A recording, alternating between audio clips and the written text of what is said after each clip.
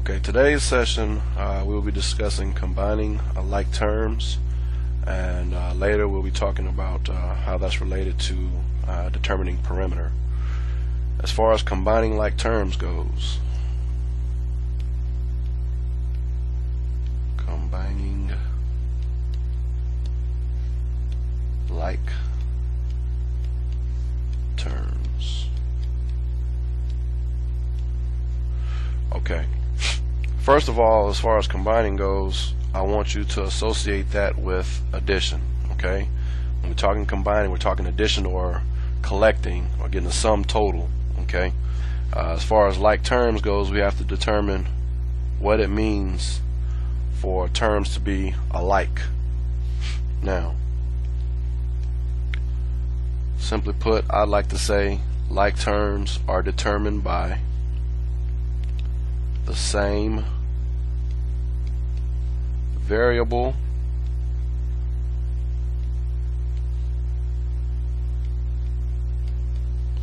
and exponent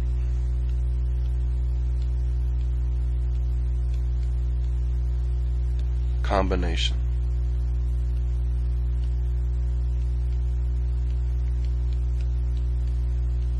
Okay, so as it relates to combining like terms, I like to say combining like terms, first of all, treat it as addition, and like terms are determined by two terms having the same variable and exponent combination.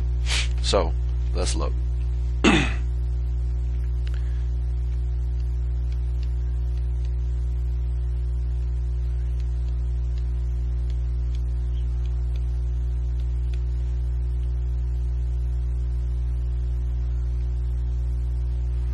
Alright, here we have an expression 4x plus 3x squared minus 7 plus x minus 5, and there are 1, 2, 3, 4, 5 terms in this expression. Okay, now if we're trying to simplify this expression, then we want to combine those terms that are alike based on the same variable, same exponent combination.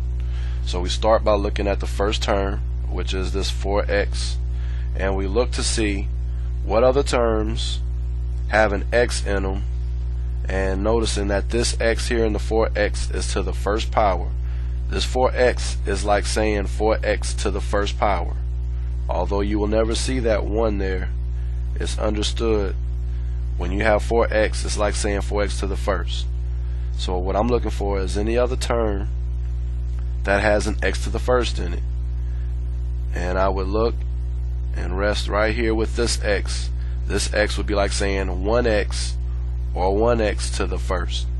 So now I can safely say that the 4x and the 1x are like terms, so I would combine them. 4x plus 1x, 4x plus 1x would give me 5x. So that would take care of that in that term. Now look at my next term, 3x squared. So I'm looking for other terms that have an x and a square in them. X squared combined. I check this negative 7, it doesn't have it. I check the negative 5, it doesn't have it. So there are no terms like this 3x squared. So I simply would bring that down. Okay, so that takes care of that. I'll look at the negative 7. So this is considered a constant. There is no variable attached to the 7, so I would consider this a constant term. So this negative 7 can only be combined with other constants, and I see this negative 5 is also a constant because it doesn't possess a variable.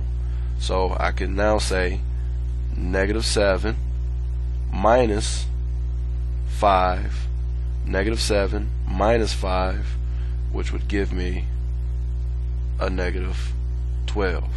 Takes care of that, takes care of that. So I have now simplified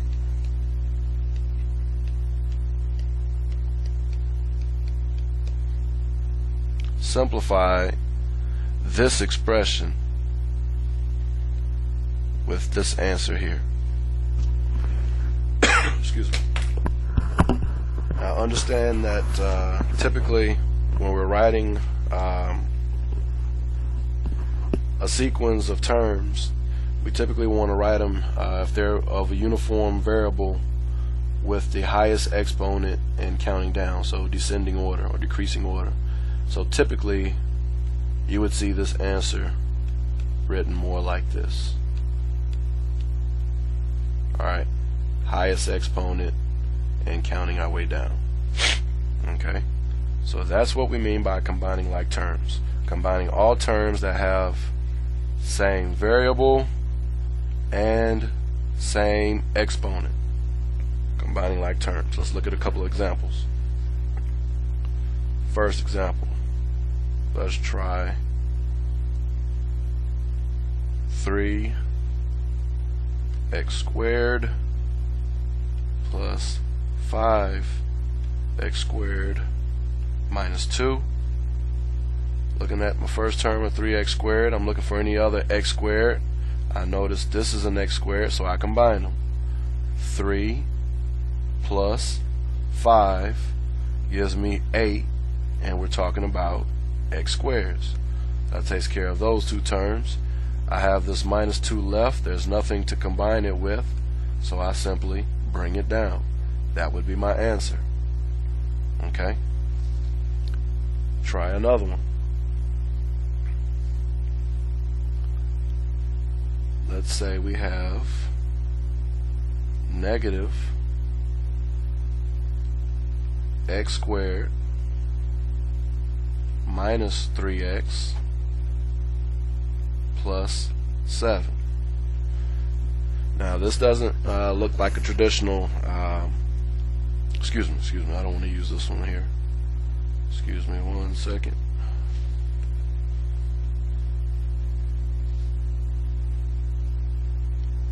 Okay, I didn't mean to use that one. I want to use this one instead. Let's see. I want to say 5y minus 4 plus 9y minus y plus 15. Okay, this is a good one. So we start with our 5y, and we're looking for other terms that have a y in them to the exponent of 1. We see we have this plus 9y minus 1y. So these three terms would be considered like. So 5 plus the 9 would give me a 14 minus the 1 would give me 13 y's. So now those are gone. Moving on to my next term in sequence, this minus 4. It's a constant term that doesn't have any variables attached to it. So now I'm looking for other terms in the expression that do not possess variables in them, and I see this plus 15.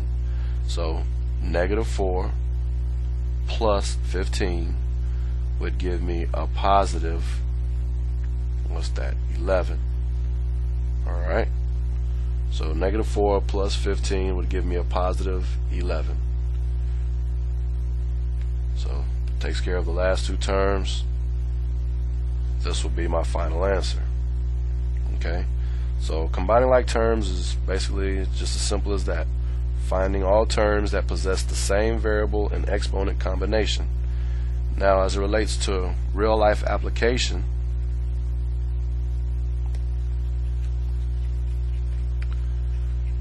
we can use perimeter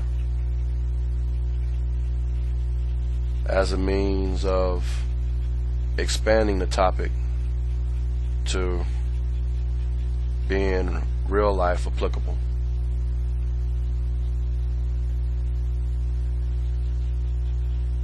Alright.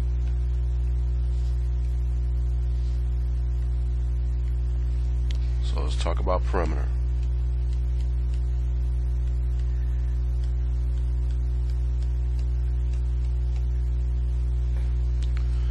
And again, excuse me, perimeter is just expounding on what we talked about with combining like terms.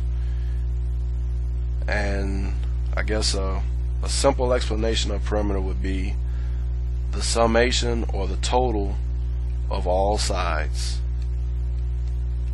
Alright, the summation or total.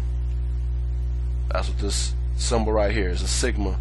That means summation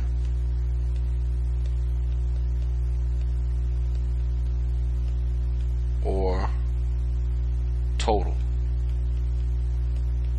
Okay, so the total of all sides. So anytime we're trying to total something, all we're talking about is combining or addition. So typically when you're dealing with perimeter, especially in your textbooks, you would be given some type of figure. So let's say we have a triangle here, and they would give you the measure of the size of the triangle. So you would get, this side would be, let's say, 2 feet. You'd get this side to be 5x feet, and you'd get this side to be, let's say, 3x feet. Now, if you wanted to find the perimeter of this triangle, you would simply total up all the sides. So that side plus that side plus that side. What we realize is that these two sides, however, are like terms because of the x. Okay, so we can actually combine those two. 5x plus 3x would give me 8x. So my perimeter would be 8x, and we have this 2 over here left out. Since there's nothing like this 2, we would just simply add it on and say the whole thing in feet. So it'd be 5 plus the 3x, 5x plus 3x, which would give us the 8x, and then this 2. So 8x plus 2 feet would be the perimeter of this triangle. Okay? Now, sometimes when you're dealing with problems like this, they try to trick you. Okay, so they give you a figure, just like we did there. Alright, so let's say this is a rectangle, and this is 3x feet, and this will be, let's say, 7 feet on this side. Alright, and you're told this is a rectangle.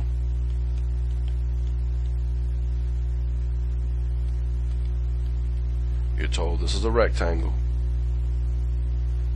and you're asked to find the perimeter. Okay, now if it helps you, when you think of perimeter, just think about what surrounds or what borders any particular area. So let's say if you're talking about any particular room in a house, room in a classroom, the walls that enclose that room would be what would be used to find the perimeter. The measure of the length of those walls combined would determine the perimeter of that classroom or that room in a house. If you were talking about, say, your backyard, and your backyard was fenced in, then the measure of the fence around your backyard, the total measure of the length of fence around your backyard, would be considered perimeter. Okay, so again, we have this rectangle here, 3x feet wide, and let's say 7 feet long, and we want to know the perimeter. Now, we were just given a triangle, and the triangle, of course, having 3 sides, and we were given 3 measures. Now we have a 4-sided rectangle, but we only have 2 measures. So some would look at this and say, maybe I do not have enough information. But the trick is in understanding that you're dealing with a rectangle and knowing the properties of a rectangle, which basically states that opposite sides are the same. So if I know this top to be 3x feet, then I know this bottom must be 3x feet. Excuse me. If I know this right side, this length to be 7 feet, then I know that this left side length would be 7 feet. So now for this 4-sided figure, I have 4 measurements, and in combining those measurements, this 3x and this 3x would be like terms, so I'd add those together, 3x plus the other 3x plus 7 feet plus 7 feet. Okay, so I'd add all that up in feet, combining my like terms. Perimeter would equal 3x and 3x would give me 6x. 7 and 7, since these are like terms, would give me a positive 14. So at the end, the perimeter of this rectangle would equal 6x plus 14 feet. Okay, so this concludes our lesson on combining like terms and perimeter. If there are any questions, please feel free to contact me in class. Thank you.